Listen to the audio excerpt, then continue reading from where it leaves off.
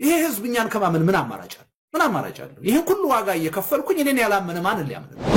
የምክር ቤት አባላት ኢሚኒታችን ሳይነሳ ተጎትተን እንደ ሽፍታ ስንታሰብ መንግስት ብንሆን ለኢትዮጵያ ህዝብ ሪፈረንደም እናቀርበዋለን ብለን ነበር። የዚህ ሰሞን መነጋገሪያ ርዕስ እየሆነ ነው የልደቱ አያሌው ሀገረ ካኦፒ የሚለው አዲስ መጽሐፉ ገና ሳይመረቅ አብዛኛውም ሰው አግኝቶ የማንበብ ዕድል ሳይኖረው በፊት ፖለቲከኞች እርስ በርስ የሚተቻቹበት ከልደቱ አያሌው ጋር በሐሳብ የሚስማሙትም የማይስማሙትም ሁሉ ያሻቸውን ሐሳብ እየመዘዙ ትችት የሚሰነዝሩበት አሊያም በርታ በዚሁ ቀጥል የሚሉበት ሆኗል።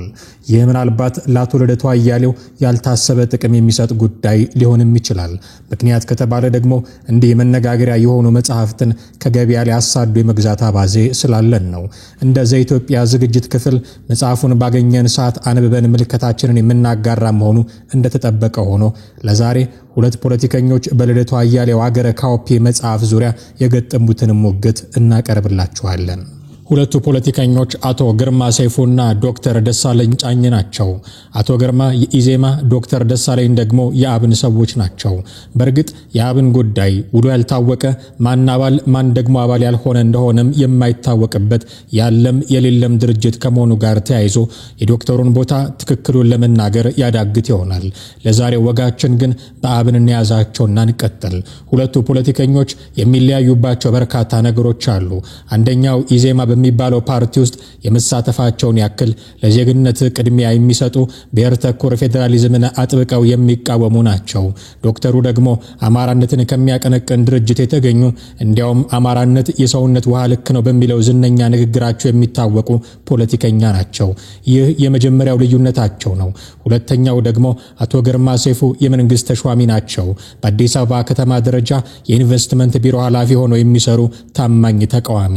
ዶክተር ደሳለኝ ደግሞ ከዚህ በተቃራኒው እንኳን ከመንግስት ጋር ሊሰሩ ቀርቶ ጠቅላይ ሚኒስትሩን መቼ ነው ስልጣን የሚለቁት ብለው የሚጠይቁ የምክር ቤቱ ድምቀት ናቸው። በእነዚህ ልዩነቶቻቸው ላይ አሁን ደግሞ ሌላ አዲስ ልዩነት ጨምረውበታል፣ ሀገረ ካኦፒን። ይህ የልደቱ አያሌው መጽሐፍ ለሁለቱ ፖለቲከኞች አዲሱ የመታገያ ሜዳ ሆኖላቸዋል። አስቀድመው ስለ መጽሐፉ ሐሳባቸውን የሰነዘሩት አቶ ግርማ ሰይፉ ናቸው። እንዲህ በማለት የልደቱን መጽሐፍ በሶፍት ኮፒ አግኝቼ ለማንበብ ሙከራ አድርጌያለሁ። ልደቱ በመግቢያው ላይ እንዲሁም በይዘቱ ሁሉ የመፍረስ አደጋ፣ የሁሉና አደጋ፣ የፖለቲካ ቀውስ ወዘተ ጨለምተኛ የሆኑ ትርክቶች የታጨቀ ነው። በአውሮፕላን ውስጥ ካለነው የደሴቲቱ ነዋሪዎችና ፓይለቶች በላይ ተጨንቆ ለማስጨነቅ ይዋትታል። መግቢያውን ሲያጠቃልልም እንዲህ ይላል። ሁኔታዎች ባሉበት እንደሚቀጥሉ በማሰብ በዛሬዋ ኢትዮጵያ ሀብት ንብረት ለማፍራት ደፋ ቀና የምትሉ ስግብግብ የሀገራችን ባለሀብቶች የያዛችሁትን ስልጣን ዘላለማዊ መስሎ የሚታያችሁ የወቅቱ የብልጽግና አምባገነን ባለስልጣናት በተናጠል ትግል ለድል እንበቃለን ብለን በማሰብ በመባዘን ላይ የምንገኝ ግብዝ የተቋሚ ድርጅት መሪዎች መጽሐፉን በጥሞና በማንበብ የየበኩላቸውን ተሞክሮ ሳይመሽብን ለመቅሰም እንድንሞክር በትህትና እጠይቃለሁ። በመጽሐፉ ዋነኛ ክፍል የግንቦት ማኒፌስቶ ጉልህ ሚና እንዲጫወቱ ባለድርሻ አካላት አድርጎ የሚፈልጋቸውን የህብረተሰብ ክፍሎች በትህትና በስድብ ያጥረገርጋቸዋል። በግሌ የዚህ መጽሐፍ ግብ ባለፈው እንደገመትኩት በመጽሐፉ ውስጥም በግልጽ እንደተገለጸውም ዓላማ በውል በመገንዘብ መገናኛ ብዙሃንና አንባቢያን በሌላ መንገድ የድካሜን ዋጋ እንደምትከፍሉኝ እምነቴ ነው የሚለው ነው። ልደቱ በማይሆን ሰዓት በሰው እጅ ወድቋልና ድረሱልኝ እያለ ነው። ባለፈው አሜሪካ ሆኜ የሰማሁት መረጃ በአንድ ካፌ የሚሰባሰቡ የህወሓት አድናቂዎች አሊያም ደጋፊዎች ጠቀም ያለ ክፍያ በየወሩ እንደሚያደርጉለት ቢሆንም ይህ በሆነ ምክንያት ተስተጓጉሎ ይሆናል ብዬ ጥርጣሬ አድሮብኛል። እንግዲህ ልደቱን ያላችሁ እስቲኒያችሁ ማለት ብቻ ነው። በነገራችን ላይ የዲያስፖራ ድጋፍ በሁሉም ዘንድ እየቀነሰ ነው። የኤምኤስ እንዲሁ ድረሱልኝ እያለ ሲሆን ሌሎችም ከሳተላይት ልንፈጠፈጥ ነው ማለት ከጀመሩ ቆይተዋል። ወደ ቅዠት የገፋ ልቦለድ መጽሐፍ ይዘት ስንመለስ አሁን ያሉት ግጭቶች አሊያም ጦርነቶች ካልቆሙ አገር የህልውና አደጋ ይገጥማታል። ማለትም ግጭቶች ሰፍተው ወደ ለየለት ጦርነት በተለይም የእርስ በርስ ጦርነት ሲሆን ማምረት ቆሞ ማውደም ብቻ ይሆናል ማለት ነው የሚሉ ብዙ ትንተናዎች አሉት። ይህ ትክክለኛ ግምገማ ነው። መፍትሄውም ግጭትን ለማቆም ነው። ሁሉም ግጭቶች የተለያየ ምክንያቶች አሏቸው። እነዚህ የተለያዩ ግጭቶች በጠረጴዛ ዙሪያ ቁጭ ብለው የጋራ መፍትሄ እንዲፈልጉ ማድረግ ነው። ለዚህ ደግሞ አገራዊ ምክክር ተብሎ ጥረት እየተደረገ አንመካከርም የሚል ሰልፍ ደግሞ እየተቀነባበረ እንመለከታለን። መፍትሄው ለልደቱ አንድ ነው፣ የሽግግር መንግስት ማቋቋም። ይህ ልክፍት ነው። የልደቱን ልብ ወለድ የወለደው ልክፍት የሽግግር መንግስት የሚለው ነው። የሽግግር መንግስት ለምን እንደሚያስፈልግ በጃይካ የሽግግር ቃል ኪዳን ተቀምጧል። ዝርዝሩ ብዙም አይረባም። የልደቱ የግንቦት ማኒፌስቶ የአመጽ ፍኖተ ካርታ እንዲሳካ 11 ቅድመ ሁኔታዎችን አስቀምጦ እነዚህ ካልተሟሉ ውጤታማ አይሆኑም ይለናል። ከ11ዱ አንዱ ቢጎድል የማይሳካ ፍኖተ ካርታ መሆኑን ይገልጻል። እንዲህ በማለት የቱንም ያህል ጊዜ ወስደንና ጥረት አድርገን 11ዱን ቅድመ ሁኔታዎች በብቃት ካሳካን የህዝብን ትግል መቋቋም የሚችል ምንም አይነት ምድራዊ ኃይል አይኖርም ይላል። እኛ ደግሞ ከነዚህ ውስጥ አንዱን ማሳካት እንደማይቻል በእርግጠኝነት መመስከር እንችላለን። ከ11ዱ አንዱ መጉደል የለበትም ተብሎ አንዱም ሊሳካ እንደማይችል በእርግጠኝነት መናገር ከተቻለ ይህ ሰነድ የልደቱ ቅዠት መሆኑን ብቻ ነው የሚያረጋግጠው። ልደቱ የቱንም ያህል ጊዜ ወስዶ 11ዱ ቅድመ ሁኔታ መሳካት አለበት እያለን ነው። ስለሆነም ይህ ጊዜ 45 ዓመትም ሊሆን ይችላል። የ45 ቀን ፕሮጀክት 45 ዓመት ሲወስድ ምን ትላላችሁ? በዚህ የልደቱ የግንቦት ማኒፌስቶ ኢትዮጵያውያን ቢያንስ 7 ሚሊዮን በንቃት ተሳትፎ እስከ 1000 ህይወት መስዋዕት እንዲሆን ዝግጅት እንድናደርግና እንድናምንም ይጠብቃል። ፓርላማውን የመንግስት ተቋማትና አመራሮች ለጥቃት እንዲጋለጡም ጥሪ ያቀርባል። የተወሰኑ ሲታሰሩ ደግሞ እነርሱ ከውጭ ሆነው አመራር እንደሚሰጡ ያመላክታል። በዚህ አጋጣሚ መንግስት ልደቱን ወደ አገር ቤት ጠርቶ ይህን እንዲተገብር እንዲፈቅድለት ጠይቃለሁ። የሚያሳዝነው ግን ከዚያ በኋላ ጦርነት በሽግግር መንግስት ለማቆም ማረጋገጫ የለውም። ይልቁንም ሊቆም እንደማይችል ተግዳሮቶች ብሎ ያስቀመጣቸው ዛሬ በአገራችን ለግጭት መንስኤ የሆኑት ጉዳዮች እንደሆኑ የኢትዮጵያን ጂኦፖለቲክስ የሚረዳ ያውቀዋል። የልደቱ ቅዠት አገርን አውድሞ ከዓለም ማህበረሰብ ነጥሎ በመጨረሻ እንደ ግብ የሚጠብቀው የሽግግር መንግስትን ማቋቋምን ነው። ሽግግር መንግስት ተመስርቶ የሚገጥመው ተግዳሮት ተብለው በቻርተሩ ቃል ኪዳን ሰነዱ የተቀመጡት ጉዳዮች ዛሬ ያለንበትን ሁኔታ በሌላ ዙር የሚደግም ነው። እነርሱም በድንበርና በውሃ አጠቃቀም ጉዳይ የጥቅም ግጭት ያለባቸው የውጭ ኃይሎች የሽግግር መንግስቱ ውጤታማ እንዳይሆን ሊያደርጉ ይችላሉ ይላል እና ምን ይጠበስ? ዝርፊያ መተዳደሪያ ያደረጉ ታጣቂዎች በተመሳሳይ የሽግግር መንግስቱ ውጤታማ እንዳይሆን ተግዳሮት ናቸው።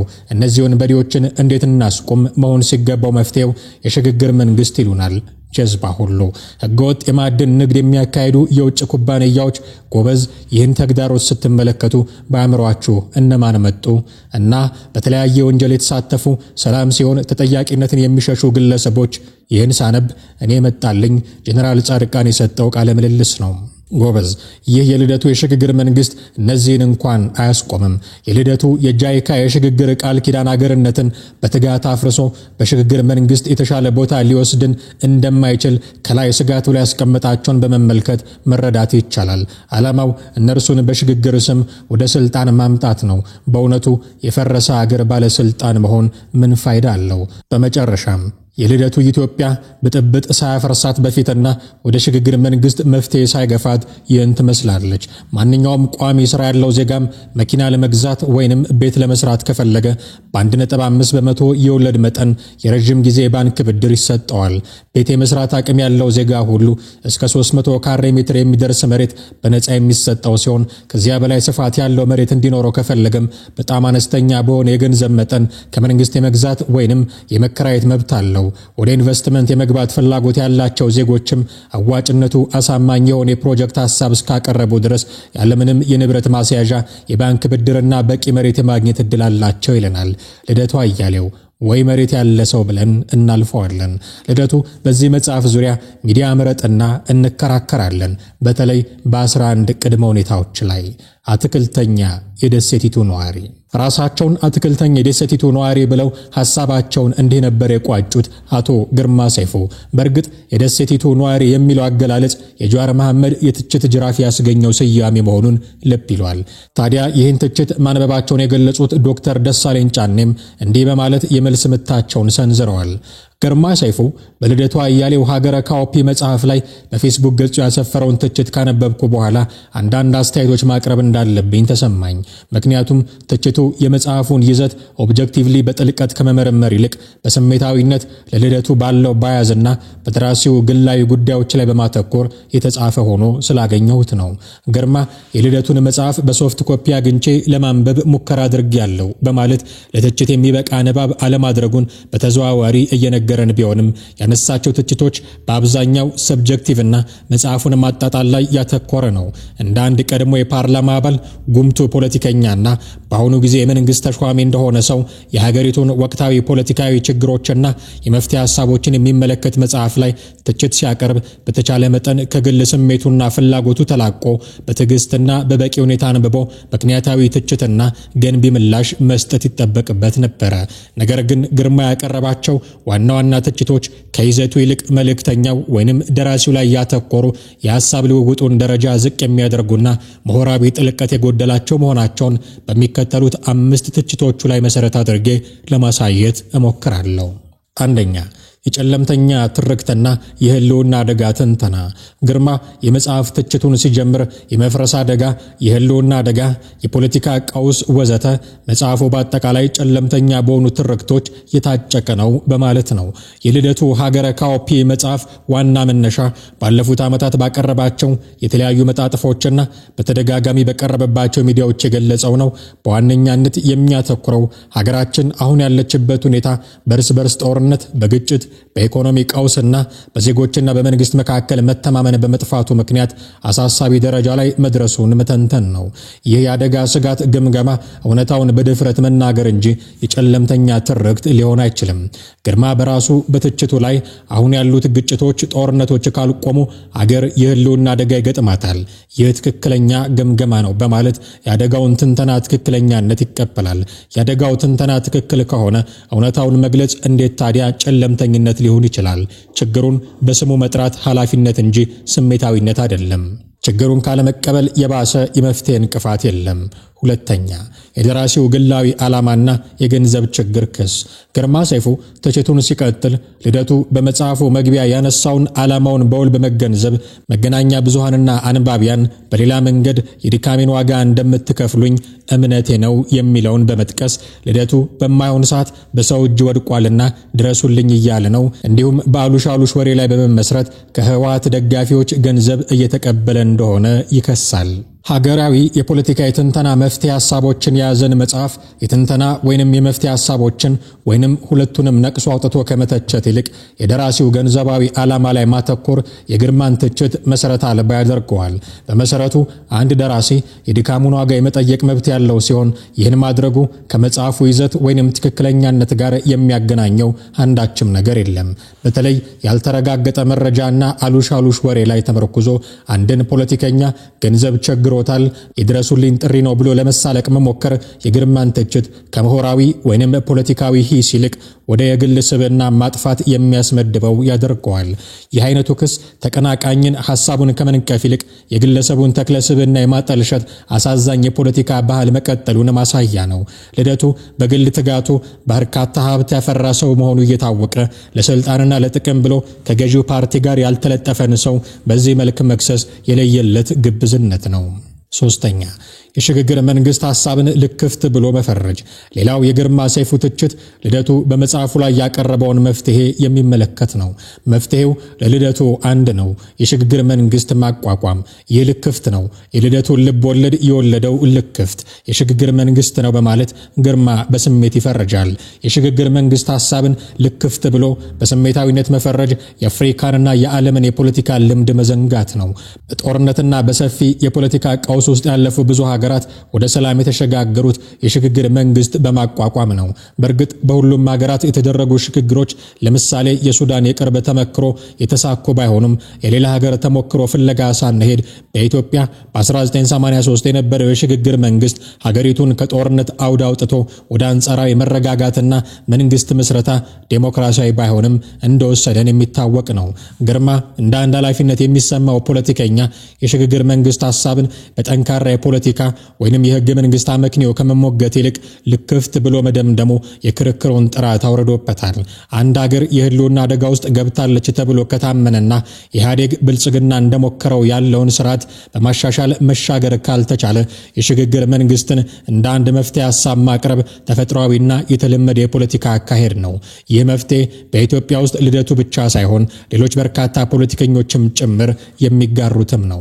አራተኛ በግንቦት ማኒፌስቶ የተቀመጡ ቅድመ ሁኔታዎች። ልደቱ በመጽሐፉ ያቀረበው የመፍትሄ ሐሳብ እንዲሳካ በርካታ ቅድመ ሁኔታዎች መሟላት እንዳለባቸው ይዘረዝራል። ስለነዚህ ቅድመ ሁኔታዎች ግርማ ያቀረበው ትችት ከ11 ውስጥ አንዱ ቢጎድል የማይሳካ ፍኖተ ካርታ መሆኑን ይገልጻል። እኛ ደግሞ ከነዚህ ውስጥ አንዱን ማሳካት እንደማይቻል በእርግጠኝነት መመስከር እንችላለን የሚል ነው። ልደቱ እነዚህን 11 ቅድመ ሁኔታዎች ያቀረበው የታሰበው ህዝባዊ እንቢተኝነት ወይንም ለውጥ ተሳክቶ ውጤት እንዲያመጣ ለማድረግ እንጂ ለመቃዠት እንዳልሆነ በመጽሐፉ በደንብ ለማሳየት ሞክሯል። በሀገረ ካኦፒ በግልጽ ደጋግሞ እንዳመላከተው አንድ ትልቅ ሀገር አቀፍ ለውጥ ለማምጣት የሚደረግ ትግል የተሟላ ዝግጅትና የበርካታ የህብረተሰብ ክፍሎችን ተሳትፎ እንደሚጠይቅ ነው። እንደ ግርማ አንዱም አይሳካም ብሎ በቅድሚያ መናገር ግን ወይ የለውጡን አስፈላጊነት ካለበለዚያም የህዝብን የመለወጥ አቅም ከመናቅ የመነጨ ሊሆን ይችላል። አንዱም ቅድመ ሁኔታ መጉደል የለበትም ማለት ጸሐፊው የሚያስበው ለውጥ ውስብስብና ጥንቃቄን እንደሚያስፈልገው ያሳያል እንጂ የደራሲውን ሐሳብ አያሳንሰውም። ልደቱ የሚያቀነቅነው ለውጥ ስኬታማ እንዲሆን የሚያስፈልጉትን መስፈርቶች መዘርዘሩ የመጽሐፉን ጥልቀት እንጂ ቅዠትን አያሳይም። አምስተኛ የመፍትሄ ሐሳብ ተግዳሮቶች ላይ መሳለቅ። ልደቱ የሽግግር መንግስቱ ቢመሰረት ሊያጋጥሙ የሚችሉ ተግዳሮቶችን እንደ ውጭ ያሉት ጣልቃ ገብነትና የታጠቁ ኃይሎችን ዝርፊያ መዘርዘሩን በመጥቀስ የልደቱ የሽግግር ቃል ኪዳን አገርን በትጋት አፍርሶ የተሻለ ቦታ ሊወስደን እንደማይችል መረዳት ይቻላል በማለት ይተቻል። ማንኛውም የመፍትሄ ሐሳብ ሲቀርብ ሊያጋጥሙ የሚችሉ ተግዳሮቶችን መዘርዘር የመፍትሄውን ጠንካራ ጎን እንጂ ድክመት አመላካች አይደለም። ካልተሳሳቱ ግርማ አንድ ወቅት የንግድና ስራ አመራር አማካሪ እንደነበረ ጽፏን ብብ ያለው በማንኛውም የፖለቲካም ሆነ የቢዝነስ ትንታኔ ስራ ላይ ሊከሰቱ የሚችሉ አደጋዎችን መለየት የመፍትሄው የመጀመሪያ ደረጃ እቅድ መሆኑ ሊጠፋው አይገባም። ልደቱ ተግዳሮቶቹን መዘርዘሩ የሽግግር መንግስት ማቋቋም ብቻውን ፍጹም መፍትሄ እንደማይሆን በሚገባ መገንዘቡ ያሳያል። ተቺው ምን ይጠበስ ብሎ በመሳለቅ ከመተቸት ይልቅ እነዚህን ተግዳሮቶች አሁን ያለው መንግስት እንዴት እየፈታቸው እንደሆነ ወይም ደግሞ የራሱን የተሻለ መፍትሄ ምንድነው የሚለውን ማሳየት ነበረበት። ግርማ የመፍትሄ ሐሳብ ከማፍለቅ ይልቅ ሰዎችን ማንጓጠጥና መዘረጠጥ ይቀናዋል ይመስለኛል። በአጠቃላይ የግርማ ሰይፉ ትችት በዋነኛነት በልደቱ አያሌው ግላዊ ጉዳዮችና እሱን በሚመለከት ባለው ስሜታዊ መግለጫና በያዝ ላይ ያተኮረ እንጂ ልደቱ በሀገረ ካኦፒ የሀገሪቱን የህልውና አደጋ በገባው ልክ ተንትኖ ትክክል ነው ያለውን የመፍትሄ ሐሳብ በሰነዘረበት የመጽሐፉ ይዘት ላይ የተመሰረተ ሆኖ አላገኘሁትም። ግርማ የህልውና አደጋውን ትክክለኛነት ከተቀበለ የአደጋውን መጠንና አሳሳቢነት የሚመጥን የመፍትሄ ሐሳብ ካለው እንደ ልደቱ አስቦ አሰላስሎና አደራጅቶ ቢያቀርብልን የሀገራችን መጻኢ ዕድል የሚያሳስበን ግለሰቦች እንደ አንድ አማራጭ ልናየውና ልንወያይበት እንዲሁም ሐሳብ ልንሰጥበት እንችላለን። ግርማ ሀገረ ካኦፒን ማንበብ መጀመሩን በፌስቡክ ከመግለጹ በፊት የመደመር መንግስትን ማንበብ መጀመሩን በሰልፊ አብስሮን ነበር። የመደመር መንግስትን መጨረሱን ወይም ማቋረጡን እንዲሁም በመጽሐፉ ላይ ያለውን ትችትም ሆነ አድናቆት ሳያካፍለን ሀገረ ካኦፒን በአንድ ትንፋሽ ፉት አድርጎ ከመጨረስም አልፎ ሂስ እስከ መጽሐፍ መድረሱ አስገራሚ ነው። ዶክተር ደሳለኝ ጫኔ አሁን ከሁለቱ ፖለቲከኞች ክርክር የቀረው የሚመስለው ለአቶ ግርማ ሰይፉ በ11 ቅድመ ሁኔታዎች ላይ የእንከራከር ግብዣ ልደቱ አያሌው ምን ምላሽ ይሰጡ ይሆን የሚለው ነው።